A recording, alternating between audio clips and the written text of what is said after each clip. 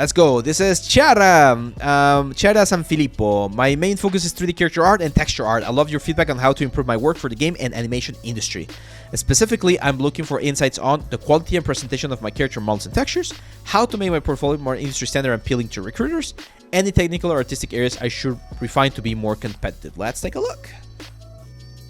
Okay. So the first thing I see out of the gate, Chiara, or Chiara, I'm not sure how that's pronounced, is that we need more texturing work, right? Like I see 1, 2, 3 characters or 3 like sculpts, and they're not full characters. That's another thing that we need to do. And then we have a couple of texturing work, but no character. The only character that has textures is this one right here. And it seems that on this one you focused on the cloth, which is fine. This is a great way to present just the cloth by doing a flat shader on the character. But we need more pictures. You mentioned that you want me to tell you how to make this more appeal more to like recruiters. We need more shots. We need to see more like breakdowns of the elements, and we need to see some wireframes, because I'm not sure if this is just simulated cloth from Marvelous Designer or if you actually went through the job of doing proper retopology. Because it looks good, like the cloth here, the seams, the little like cover here on the head, all of them, they look very, very nice. But we need to see how you're approaching them. I don't particularly like this bag right here, but everything else looks nice.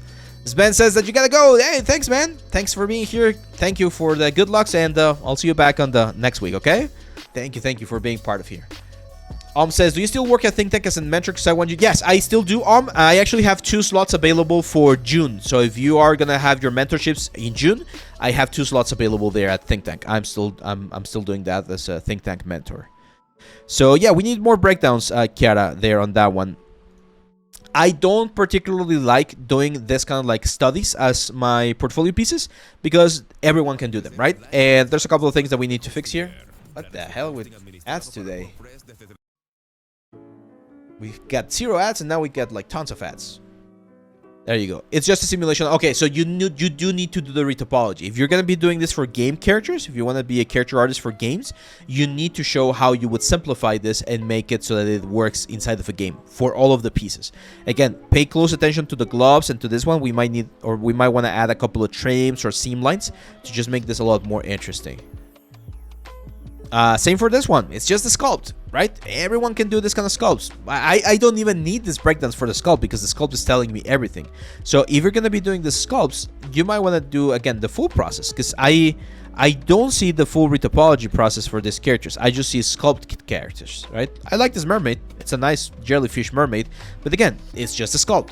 So if you wanna be more what's the word? Interesting for recruiters, right? You need to show that you know how to do the full process. High poly, low poly, bakes, textures, presentation. Your presentation is good though. I'm gonna say, I really like your presentation. I might just lighten things a little bit more. This is something that I've come to realize about like the 3D world. People don't like dark things. When you're looking at things that are very dark in the world, or in like thumbnails and things like that, it becomes a little bit less appealing. So what I tend to do, let's go here to the levels. You can see this. I've explained this plenty of times, but this histogram right here represents where your pixels are in terms of values in your overall image.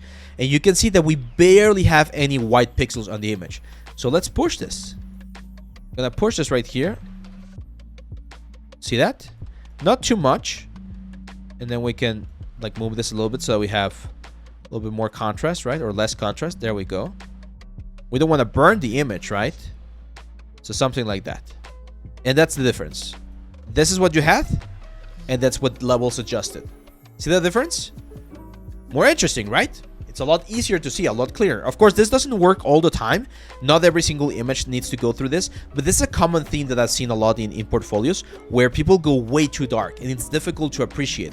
Remember that not everyone's gonna have the same screen. You might have a 4K OLED like perfect screen that like shows you every single pixel, but if it's not the case, then you definitely need to tweak your values a little bit so that you don't get this like very dark image. Does that make sense? Or am I crazy? Maybe I'm just getting old and things get like more difficult to see for me. But I do recommend pushing your values a little bit higher so that you can actually see what's going on, okay? And yeah, learn the full process, Chiara. Like, I know you understand the softwares because you have some texturing like things right here, but But it's important that you show this on a full character. If you want to be a character texture artist, you need to show me a full character with full textures. Very, very important. There you go. Let's go to the next one.